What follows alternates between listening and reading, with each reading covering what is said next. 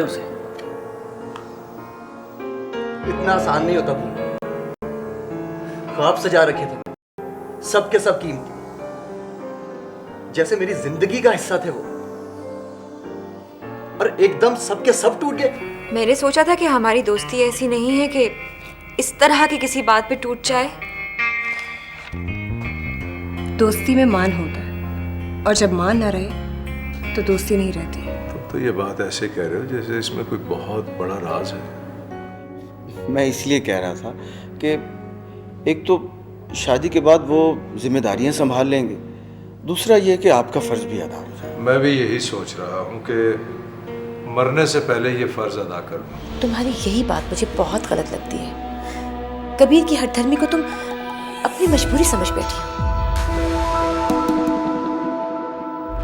किस्मत के दरवाजे कबीर ने तुम पे बंद किए हैं, बल्कि मुझे कुछ और शक पड़ रहा है।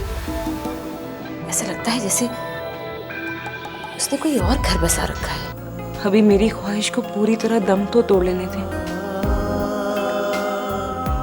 फिर आपकी ख्वाहिश ही बाकी रह जाएगी।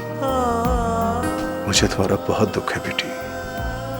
मैं तुम्हें कहता था ना कि अपने इस खाली घर को छोड़ के मेरे पास चली आओ। इतने दिनों से तुम रात का खाना घर पे नहीं खा रहे, अपना कुछ ख्याल रखो प्लीज। आई एम सॉरी भाई। यूनिवर्सिटी भी नहीं जा रहे? भाई फिलहाल मुझे कुछ समझ नहीं आ रहा। सर आप ठीक तो हैं? सर तुम जल्दी से गाड़ी निकलवाओ। किसी की जान बेटा, किसी पे जान ये देती है, फूलों पे। आपने मुझे पहले क्यों नहीं बताया? क्यों छुपाया मुझसे? कभी ये सोती है मोहब्बत यूं भी होती है, मोहब्बत यूं भी होती है, मोहब्बत यूं भी होती है।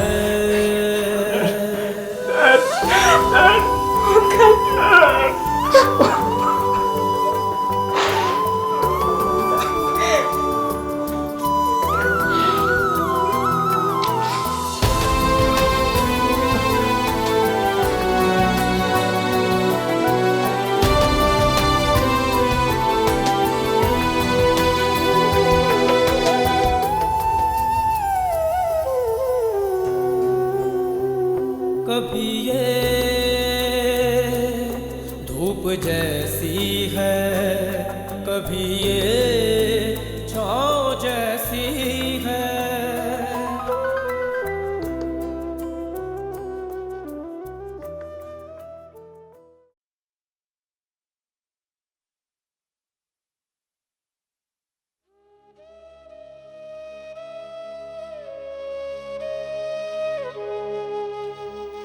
क्यों छुपाया तुम लोगों ने मुझसे? क्यों? शारिक, अंकल तुम्हें बताना नहीं चाहते थे। डॉक्टर हाशिम ने भी उनसे कहा कि तुम्हें बता दें, ताकि तुम उनकी मसरूफियत को कम कर सको, उनके ऑफिस को ज्वाइन कर सको। लेकिन मगर तुम तो मुझे बता सकती थी ना। शारिक, मैंने तुम्हें इतनी बार बताना चाहा, लेकिन तुम। कब कहा तुमने? कब कहा तुमने कि डैड को हार्ट की प्रॉब्लम है? एक बार बोला तो होता मुझसे। मैं सब कुछ छोड़ छाड़ कर डैड के साथ टाइम स्पेंड करता। मेरे लिए इस दुनिया में डैड से बढ़कर कुछ भी नहीं था।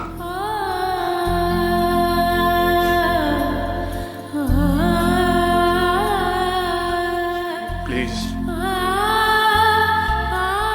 हमें एक दूसरे का सहारा बनना है। मुझे किसी की सहारे की जरूरत नहीं है। जो मेरा सहारा था वो मुझसे छिन चुका है। बेसहारा होने का एहसास तेज धूप की तरह चुभने लगा है अब मुझे। सॉरी शारिक, लेकिन यही कहते रहे मुझसे कि ऑफिस ज्वाइन कर लो। एक बार यही बोल दिया होता कि डैड अपने दिल में क्या दुख पाल रहे हैं। शारिक, जितना तुम मुझसे प्यार करते हो वो भी तुम्हें उतना ही प्यार करते थे। वो तुम्हें किसी दुख में नहीं देखना चाहते थे। तुमने मेरे साथ बिल्कुल गैरों वाला सलूक किया आयशा। मगर मैं कौन सा अपना था जो डैड के इतने करीब होते हुए भी उनके दुख को समझ नहीं पाया। प्लीज चली जाओ आयशा, मुझे अकेला छोड़ दो Shariq, please. Just leave me alone.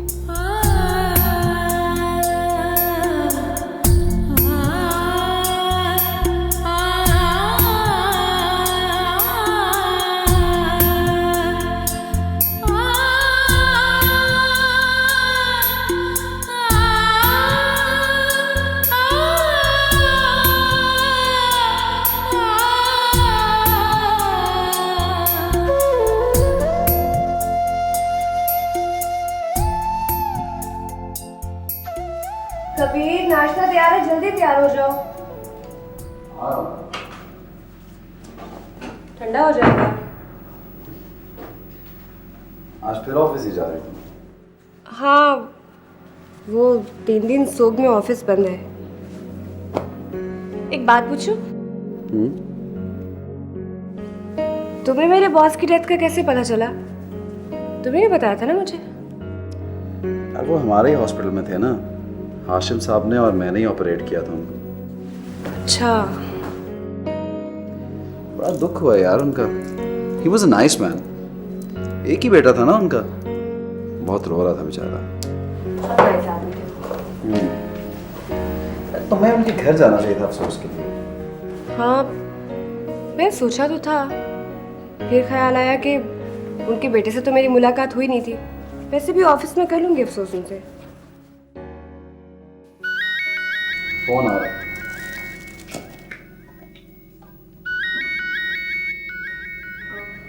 तुम नाश्ता कर लो, मैं भी आती हूँ। किसका फोन? वो डैडी का।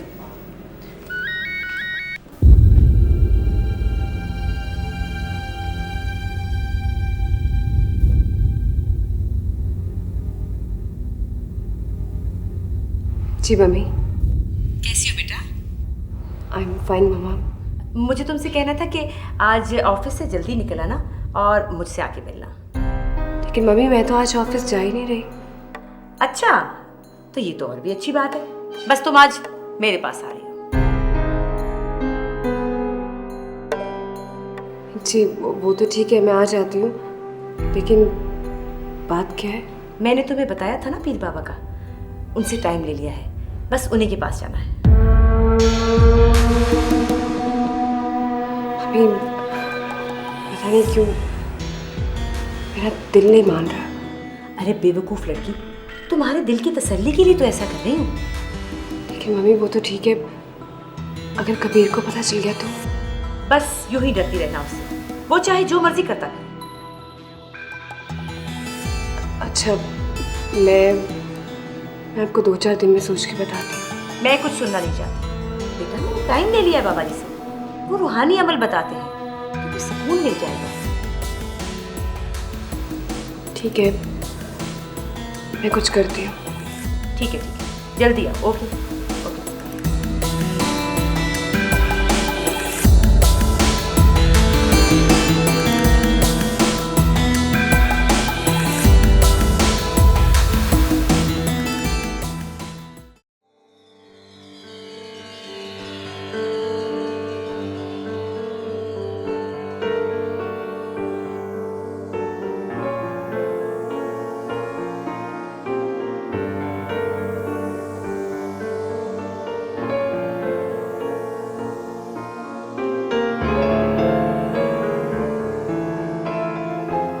अच्छा बेटे, ये बताओ कि अब क्या इरादे हैं? इरादे एज इन समझा नहीं। बेटे, मैं बूढ़ा हो गया हूँ, थक गया हूँ। अब तुम बिजनेस संभालो, मुझसे ये भाग दौड़ नहीं होती। कम ऑन डैड, भाग दौड़ से इंसान का खून गर्दिश में रहता है और आदमी जवान रहता है। और वैसे भी आप कहीं से बूढ़े नहीं लगते। इन सब बातों का मतलब ये है डैड कि मुझे लगता है कि अभी मुझे कुछ वक्त लगेगा। बिजनेस एडमिनिस्ट्रेशन की डिग्री लेने के बावजूद मुझे लगता है कि अभी कुछ कमी सी है। क्योंकि जो कुछ मैंने पढ़ा है, जिन डमी प्रोजेक्ट्स पे मैंने काम किया है, उनकी ग्राउंड रियलिटीज़ को जानने का मौका मिल रहा है। दुनिया के 10 बड़े बड़े बिजनेसमैन उस जगह पे क्यों हैं, क्या सोचते हैं, कब सोचते हैं, क्यों सोचते हैं। आई थिंक वो जानना मेरे लिए बहुत ज़रूरी था। बेटे, कभी तुमने ये सोचा कि दुनिया के 10 बड़े बड़े बिजनेसमैन तुम्हारी तरह किसी से मुतासिर थे? नहीं। तो फिर सोच लो। हर बिजनेसमैन की अलग शनाख्त होती है, उसकी अपनी अलग सोच होती है। अगर दूसरे नंबर का बिजनेसमैन ये सोचना शुरू कर दे कि पहले नंबर का बिजनेसमैन क्या सोचता है, क्या करता है, तो फिर वो दूसरे नंबर का बिजनेसमैन कभी भी ना रहे।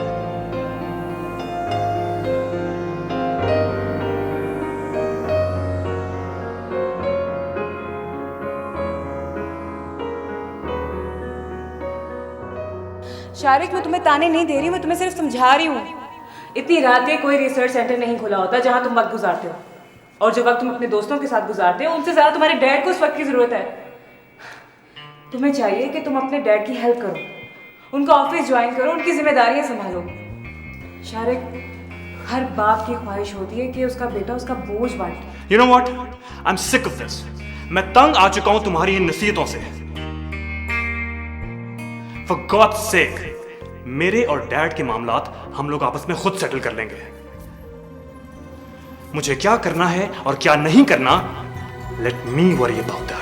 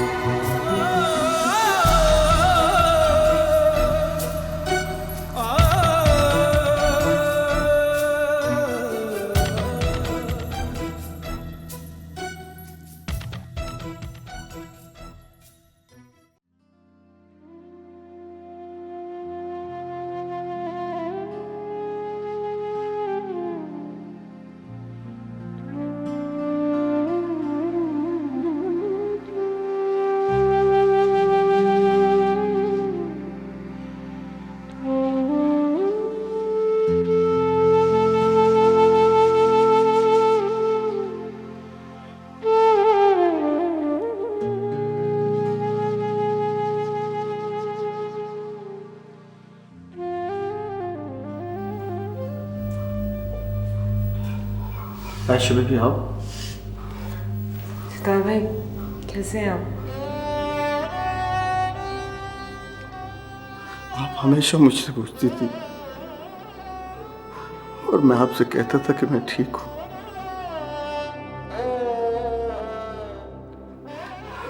आयशा बेबी, आज मैं ठीक नहीं, बहुत अकेला हो गया। शाम को साहब जी आ जाते थे तो मैं उनकी खिदमत में खुश रहता था।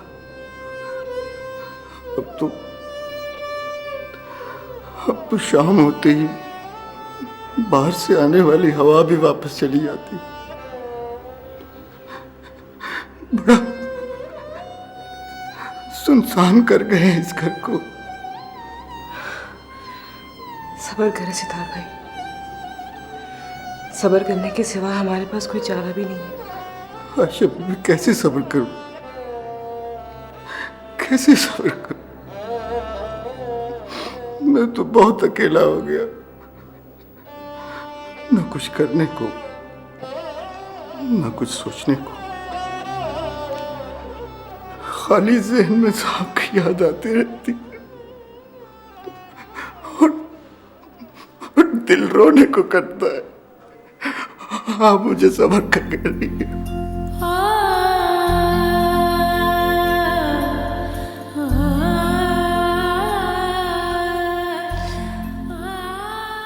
शारिक का है। शारिक साहब अपने कमरे में हैं। खाना खाया उसने? नहीं, कल शाम से कुछ नहीं खाया। जैसे ही मैं उनके कमरे में खाना रख के आता हूँ, वैसे का वैसे उठा लाता हूँ।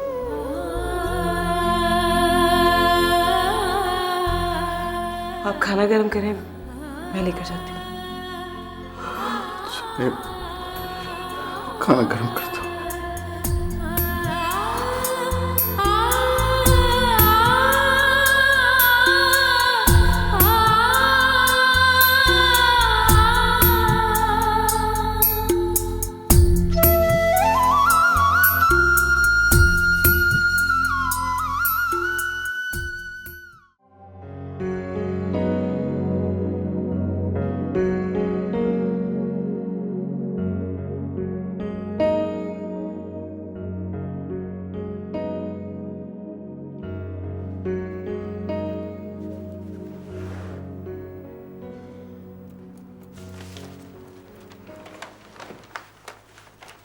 今日勞煩兩位咁專業嘅人士嚟呢度咧，呢層我哋明白，洪家嘅鐵線拳五龍。 मम्मी, आप अभी तक मुझसे नाराज हैं। तुम्हें इससे क्या? तुम्हें क्या फर्क पड़ता है? मम्मी प्लीज आप मान जाए ना। देखिए गजल भी तो मान गई है, वो मेरी मजबूरी को समझती है। आप भी। तुम्हें अपनी मजबूरी पता है? तुम्हें मालूम है एक जवान बेटी की माँ की क्या मजबूरी होती है?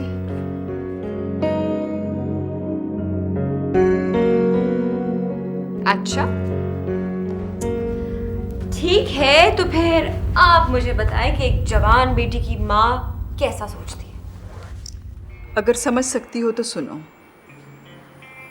तुम्हारा मेरे सिवा और मेरा तुम्हारे सिवा कोई नहीं है। तुम्हारा बाप जिंदा होता तो मेरा बोझ बांट लेता, उसके साथ मैं दुख सुख कर लेती अपना। लेकिन अब मैं अकेली हूं। जिंदगी का क्या भरोसा है? आज है, कल नहीं होगी। बेटा तुम्हारा क्या बनेगा? अम्मी प्लीज इस तरह की बातें ना किया करें। मैं गलत तो नहीं कह रही। मौत का बेटा कुछ पता नहीं। हाँ कहती तो आप बिल्कुल ठीक है, मौत का क्या पता, हो सकता है मैं आपसे पहले मर जाऊं। खबरदार ईमान, जो तुमने आइंदा ऐसी बकवास की तो।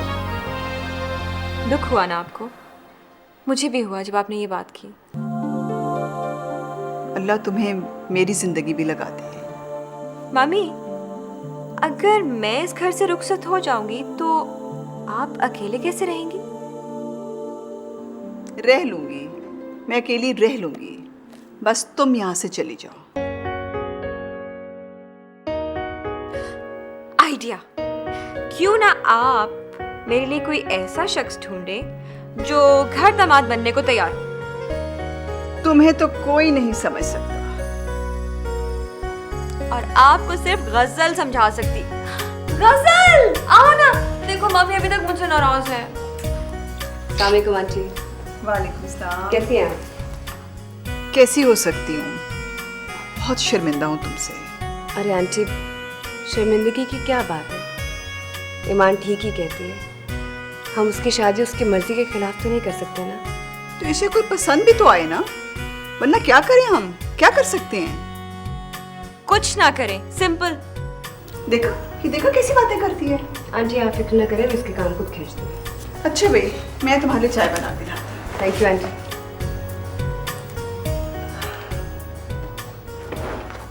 क्यों सताती रहती हो आंटी को? हाँ प्लीज तुम उनकी साइड पे मत हो जाओ और ये बताओ कि आप इस वक्त यहाँ कैसे? ऑफिस नहीं गई? हाँ यार, वो अचानक मेरे बॉस की डेथ हो गई इसलिए। My god, how sad. Iman, मुझे तुमसे एक ज़रूरी बात करनी है। सीक्रेट है तो तो फिर मेरे कमरे में चले? चलो ठीक है।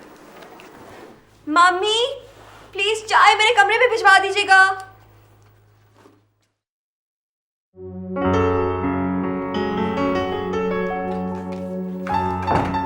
हाँ बैठो बैठो बैठो। अब आराम से बताओ कि बात क्या है। ईमान, मम्मी मुझे मजबूर करी है कि एक्चुअली वो चाहती कि वो मुझे किसी आमिल के पास लेके जाना चाहती है। आमिल? वो जादू टूना करते हैं उस तरह का आमिल? माय गॉड गजल, तुम किन चक्रों में पड़ने वाली हो? तुम्हारी अम्मी को क्या प्रॉब्लम है? कबीर को पता चलेगा तो कितना बड़ा अजाब हो जाएगा। इसी बात का तो डर है, लेकिन मम्मी को शक है कि शायद उसने दूसरी शादी कर रखी है। माय गॉड गजल, मुझे तो लगता है तुम्हारी अम्मी की जिंदगी का एक ही मिशन है, किसी भी तरह तुम्हारा घर उजड़ जाए। तो अच्छा देखो, तुम ऐसा करो, तुम्हारी अम्मी को शक है ना, उनको शक में रहने दो, ओके? तुम अपने घर जाओ और आराम से चुपचाप रिलैक्स करो। लेकिन ईमान, इस तरह अम्मी फिर से नाराज हो जाएगी, इतनी मुश्किल से उन्हें मनाया। अच्छा, तुम तो उनकी ही हिमायत कर रहे हो। जब तुम्हारा माइंड मेड अप है तो मेरा मशवरा क्यों चाहिए? अच्छा खैर ये बताओ कि तुम्हें जाना कब है? अभी मम्मी की तरफ ही जा रही हूँ। Good luck.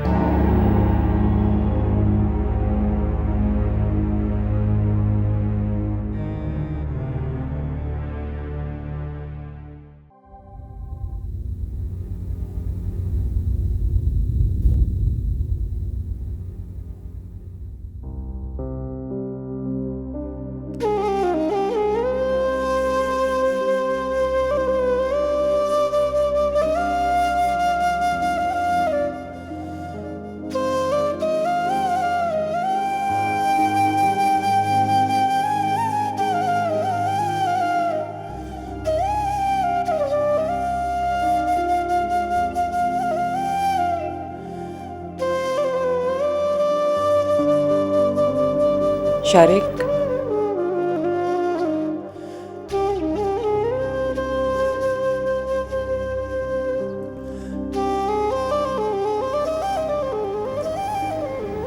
क्यों तुमने अपने आप को घर में बंद किया हुआ? कब तक तुम यूं ही पड़े रहोगे? वक्त को आजमा रहा हूँ। सुना है कि वक्त हर जख्म भर देता है, और वैसे भी अभी वक्त ही कितना हुआ है, जख्म भी तो गहरा है ना। ऐसे जख्म नहीं भरा करते। अंधेरे में रहने से माजी नजर आता है, अकेले रहने से यादें सताती हैं। और अगर कोई ये चाहे कि यादें सताती रहें तो वैसे भी यादों के अलावा मेरे पास बचा ही क्या है?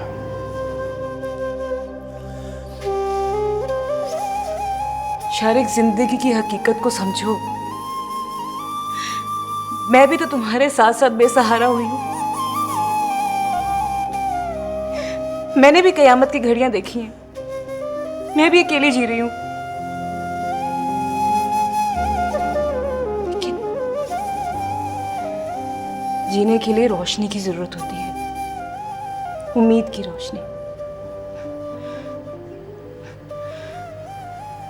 मुझे तो हर तरफ मायूसियां ही नजर आती हैं,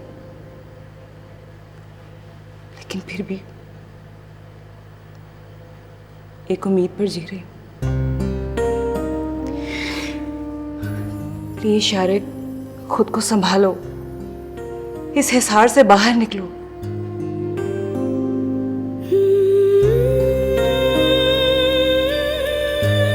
सब्र करो, और सब्र मांगने से मिलता है।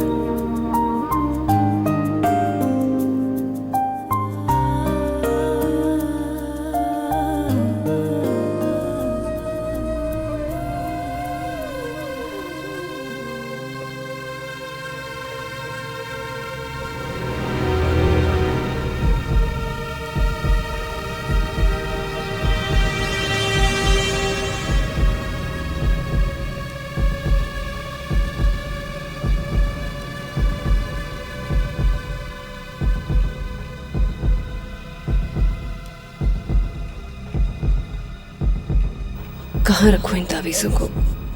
क्या करूं?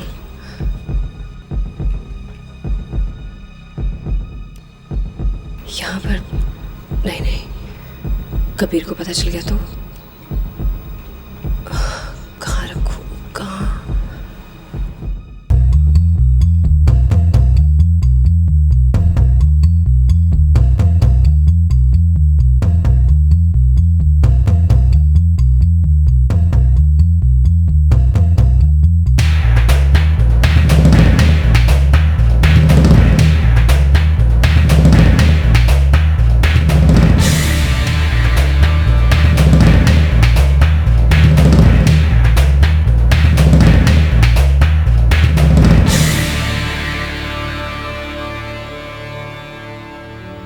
चल अच्छा हुआ यार, तुझे जल्दी समझ आ गई, अदरवाइज मुझे तेरी बड़ी फिक्र होने लगी है ना?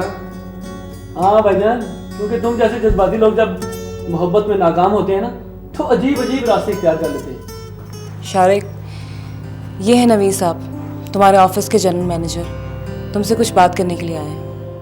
सर, ऑफिस को आपकी बहुत ज़रूरत है। बहुत सारे मामलात हैं जो बिगड़ चुके हैं, जिनको सिर्फ आप ही संभाल सकते हैं।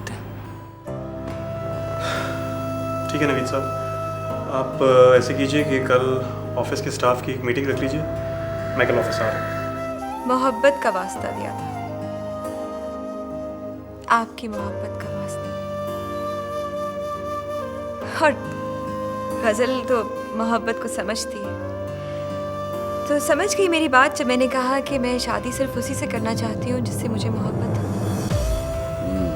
इसका मतलब है कि तुम्हें अभी तक किसी से मोहब्बत नहीं हुई। अब मुझे समझ आई कि तुमने समीर से शादी से इनकार किया। तुम तो मेरा घर लूटना चाहती हो। नहीं नहीं, ऐसा कुछ नहीं है गजल, तुम ही तो मेरी बेस्ट फ्रेंड हो। देख, तुम ही तो हो। बेस्ट फ्रेंड इस तरह करते हैं क्या? आज के बाद मैंने तुम्हें कभी कबीर के साथ देखा तो मैं तुम्हारी जान ले लूंगी। ईमान, कभी ये धूप जैसी है